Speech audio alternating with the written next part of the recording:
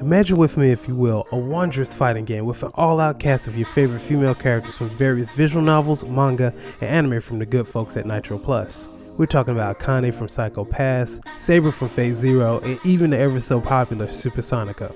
Well, you've got all that and a little bit more. I'm Stywall with Game Podunk, and let's check out Nitroplus Blasterz Heroines Infinite Duel. Nitroplus Blasterz Heroines Infinite Duel is a 2D fighting game developed by Examoot and published by Nitroplus and Marvelous Inc. for the PlayStation 3 and 4. The game boasts 32 female characters, 12 of which are playable while the remaining 20 are assist characters. There are also 2 additional DLC characters, bringing the total playable cast to 14. It features the standard modes that you tend to see in most fighting games these days. An 8-stage story mode, versus, a score attack, a bare bones training room, a basic network mode, and a gallery. There's also an additional mode known as Another Story that can later be unlocked to view an expanded story as a complete visual novel. Sure, the lack of modes might be discouraging, but despite that flaw, the game still has a lot to offer under the hood. Now, this is an easy game to pick up because of the 5-button system.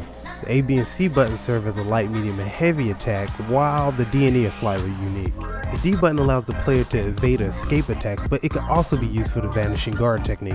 If the vanishing guard is used when an attack hits, the player will have an open window to punish their opponent, so it can kind of be compared to an easier version of parrying from Street Fighter 3.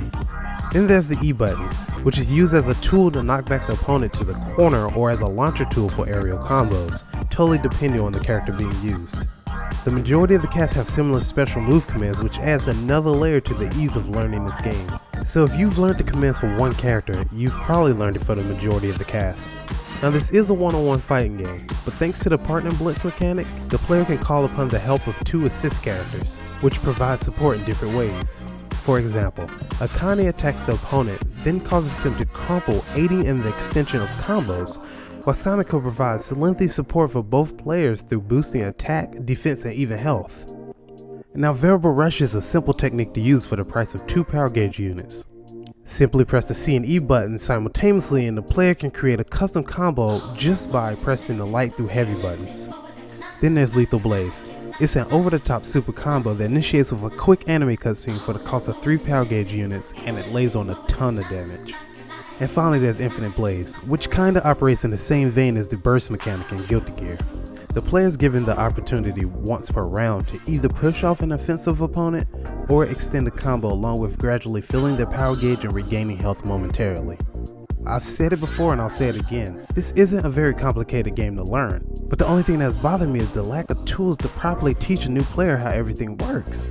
I constantly found myself searching through the manual and online for some further explanations or examples on how the mechanics work. So it was kind of disheartening that there is a proper mode that at least teaches the player character-specific combos so that they can become familiarized with their playstyle, or at least a basic mode for learning the different mechanics.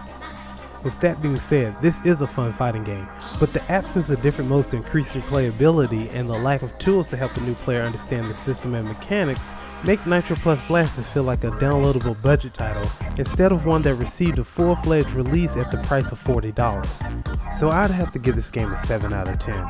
Unless you're a die-hard Nitroplus fan, I recommend that you wait for this game to go on sale, because there are better fighters out there for the same price or for less. Despite the flaws in not having prior knowledge of the majority of the cast, I still found Nitroplus Blasterz to be a fun game to play.